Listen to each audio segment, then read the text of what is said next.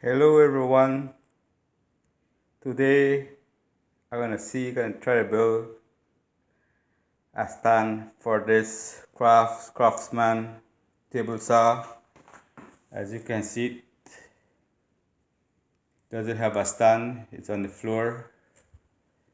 Pretty clean.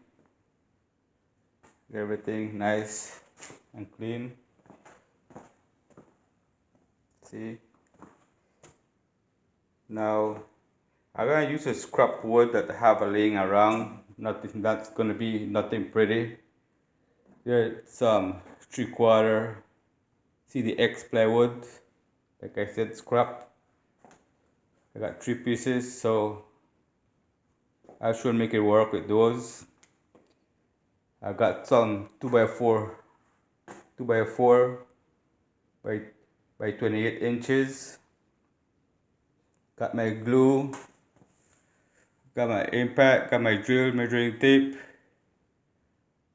got circular saw, I got my Torx screws. So we're gonna see how it work out.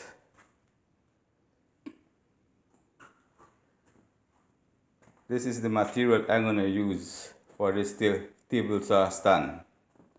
Like I said, this is the first time that I'm doing it. Hopefully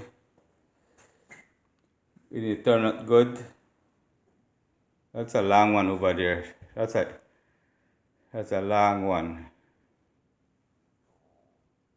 So I got all my material, like I said, glue, drill, impact, circular saw, square, pencil, Torx screw, 2x4. I got everything that I need so far. And again, it's not gonna be nothing pretty. It's just gonna be something for the table saw to sit on. So if you guys like this, you can comment, like, subscribe. It's all up to you.